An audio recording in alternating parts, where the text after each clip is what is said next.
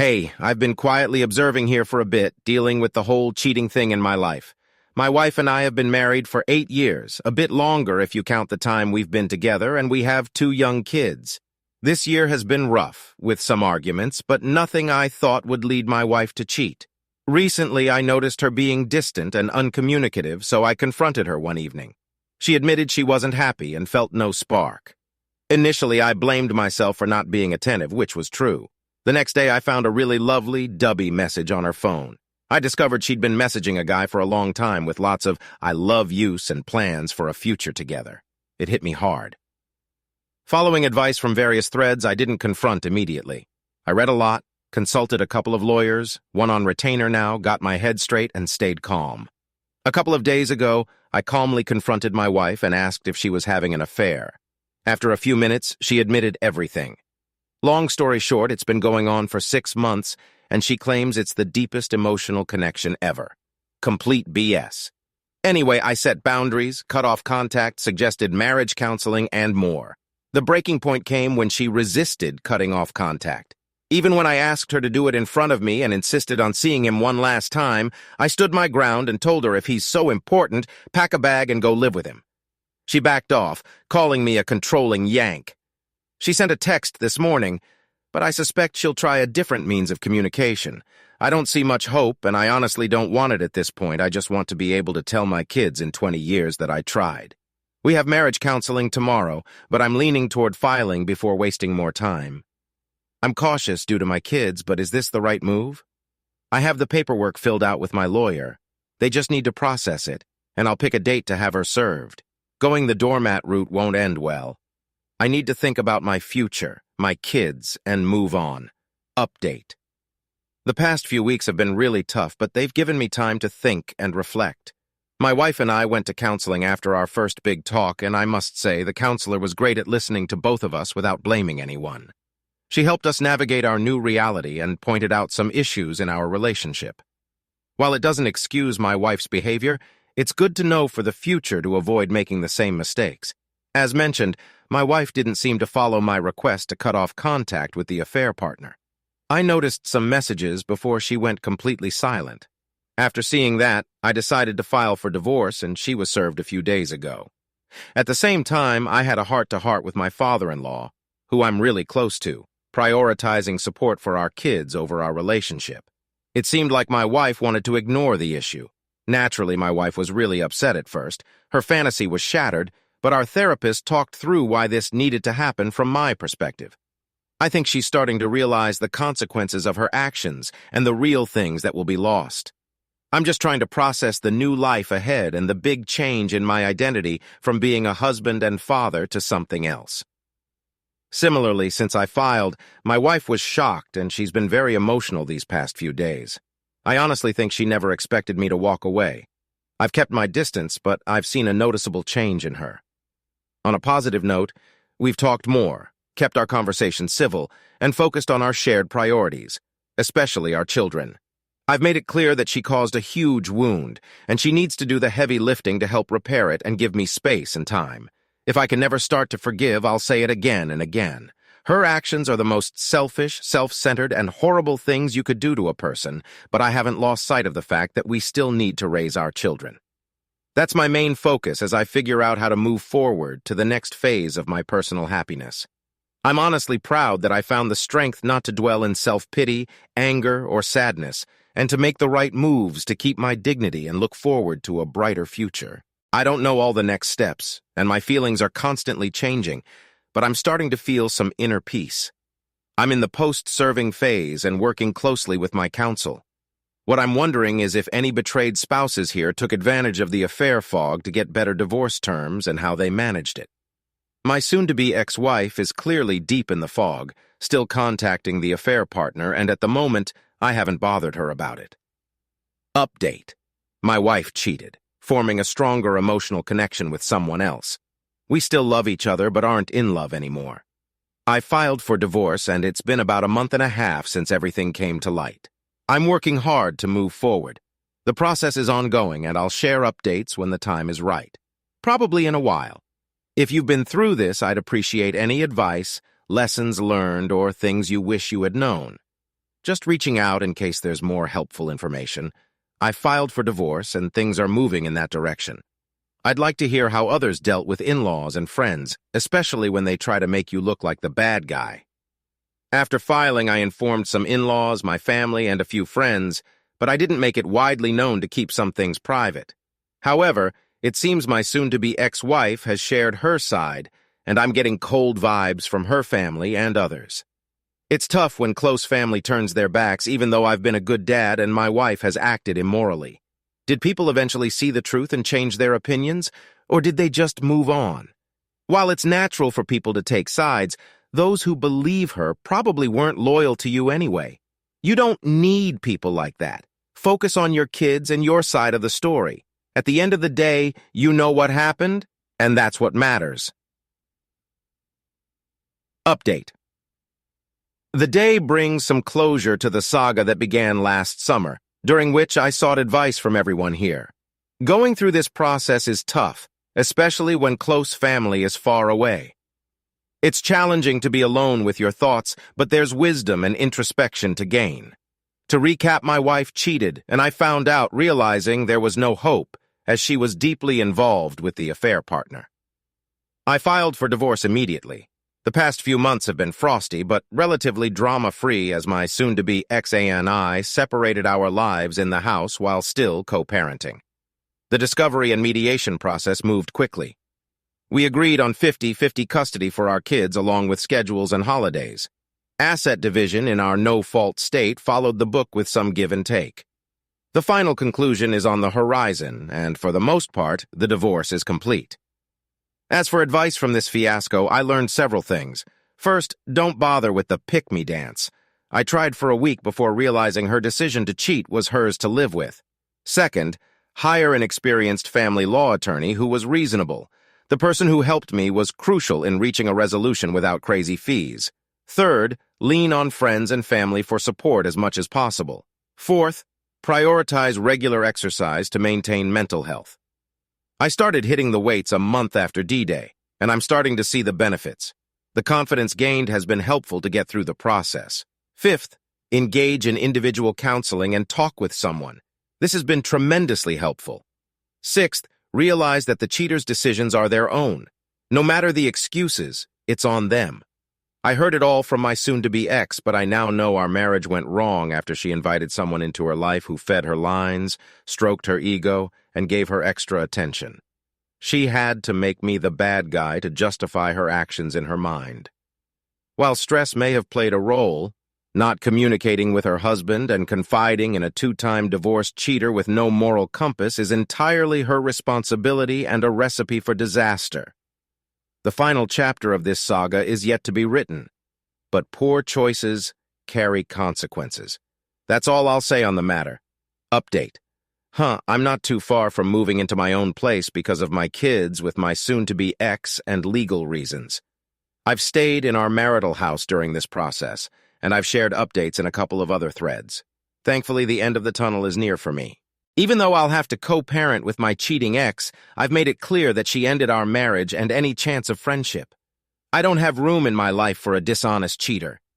Despite her insistence on being there for me and helping with my new house, I've firmly stated that she ruined our relationship, and I'm simply giving her what she wanted, to replace me.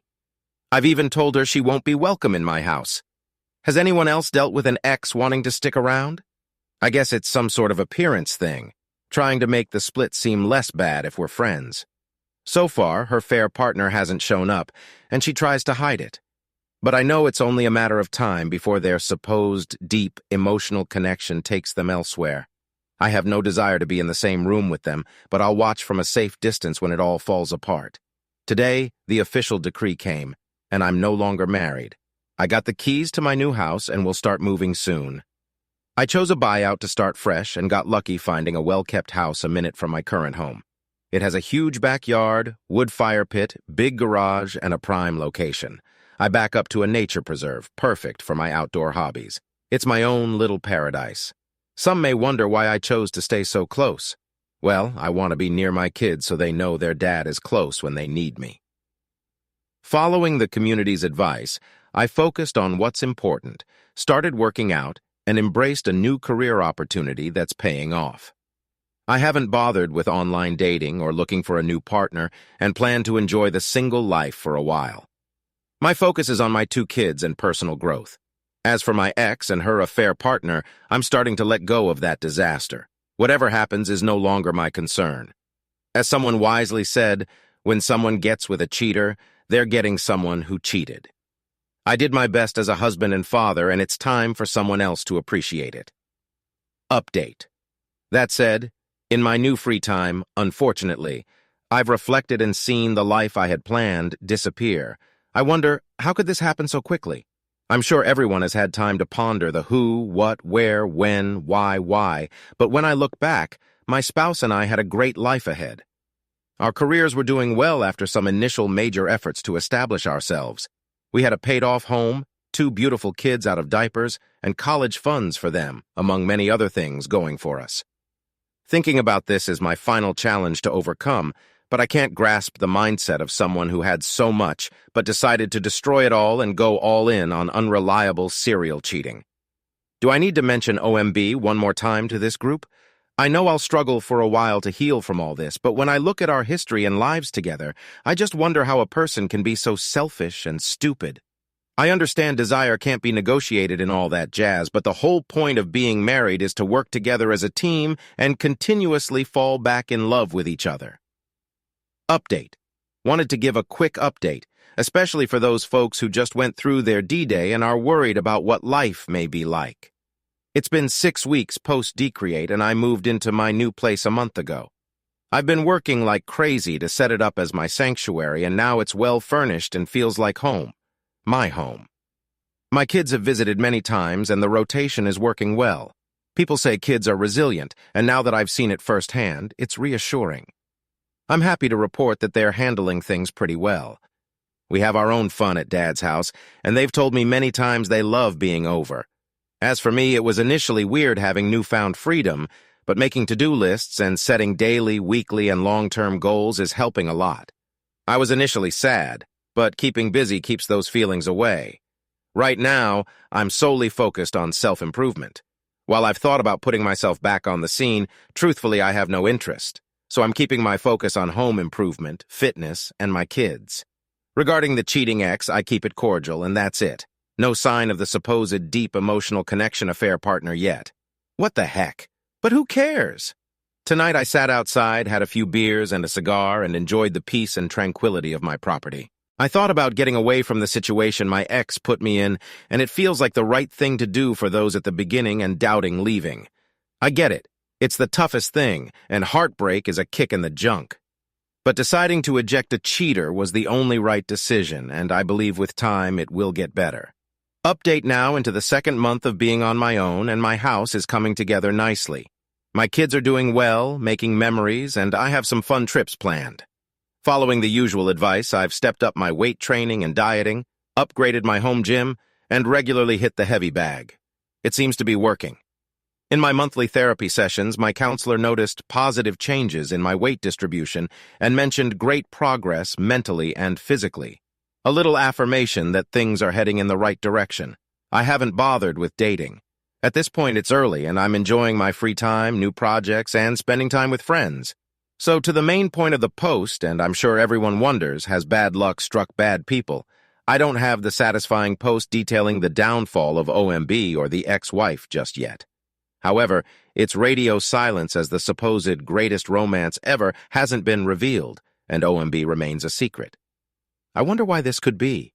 Is my ex-wife managing her image and waiting for a better time to reveal everything? But isn't the thrill of the affair gone now that they can't sneak around? I'm no longer around, so I find it odd. I suspect they are still communicating. She makes it obvious by hiding her phone when I'm present during kids' activities, but why? You wanted this? Sneaked around? Claimed it was amazing. Why not broadcast it now that the horrible ex-husband is gone? Has this happened to anyone else with their ex and affair partner? Update. I'm nearing the 6-month mark post-divorce and almost a year past D-Day. I hope to keep offering assistance in any small way to those in need. I deeply appreciate the support I've received and would love to return the favor. On that note, 6 months post D-Day, there's a lot of positive news. My house feels like a home, my kids are comfortable and enjoy coming over, and they've made some neighborhood friends. I'm extremely thankful that the little ones have handled this process so well, understanding the balance between dad time and mom time without any complaints or tears while they're here. I've immersed myself in numerous home improvements. The house I moved into had some neglect from the previous owner, but I see it as an opportunity to make it my own. Additionally, I've set up a home gym with everything I need, managing to work out in box 4 times a week, bringing my body back to where it needs to be. Throughout this ordeal, I also underwent a significant internal career change at my workplace, and surprisingly received praise instead of making any mistakes. I've kept my situation private, received a raise, and gained exposure to move my career upward. Although I still struggle daily with mental health and focus, I manage it with therapy and workouts, and things are improving. I think of my ex-wife less each day, and each small step forward brings relief. As for her, she's still in la-la land, but we co-parent decently. I firmly keep our conversation strictly about the kids and maintain a cordial relationship. Anyone following my story might wonder about the saga of OMB. All I can say is the world's greatest love story hasn't gone public. But my kids recently informed me he's been around in a small capacity. It's amusing to me that 6 months post D-Day, they're still sneaking around. These are surely the great hallmarks of a long-lasting, trusting relationship guaranteed to stand the test of time. I've accepted that whatever will happen, will happen.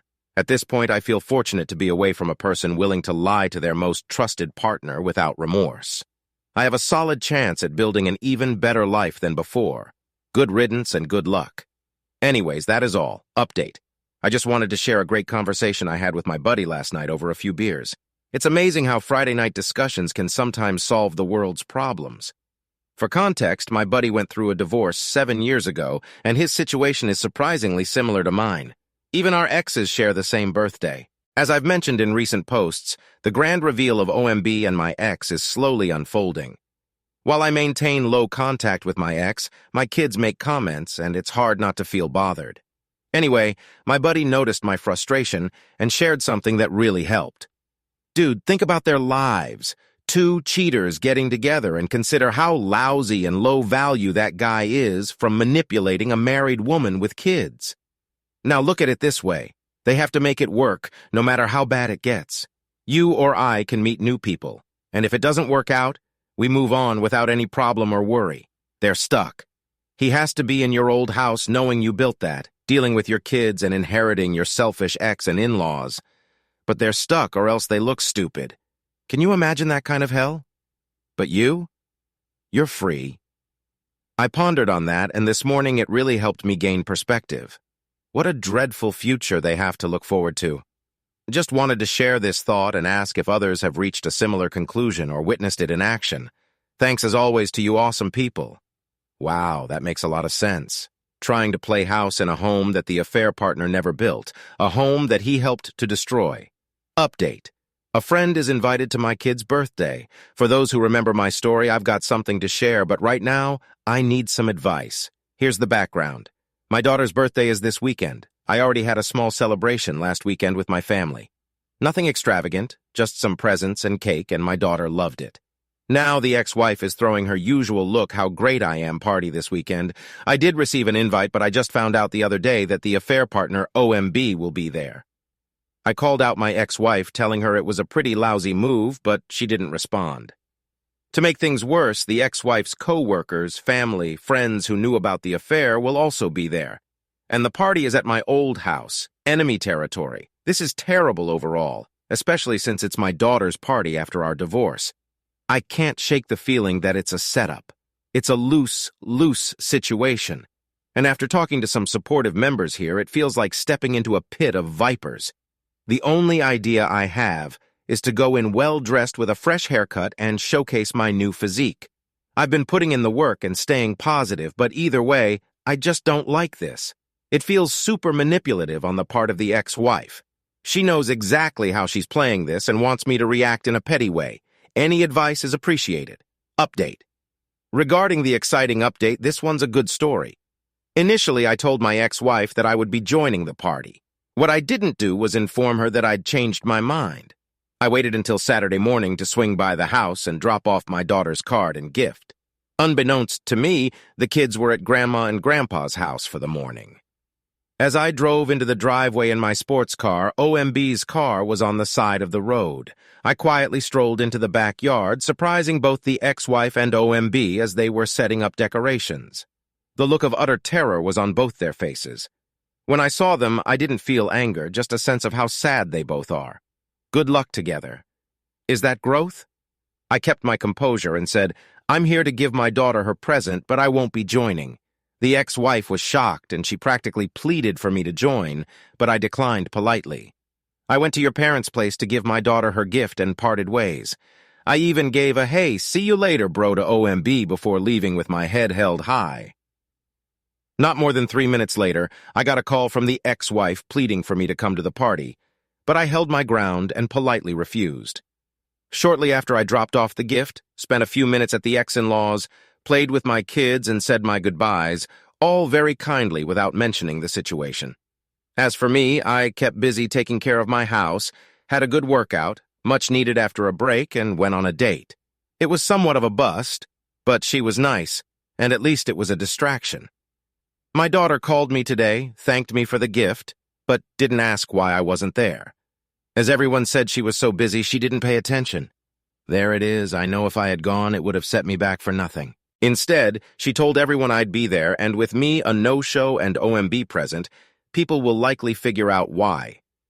Now I can enjoy my weekend without feeling mentally exhausted and do some fun things. Update.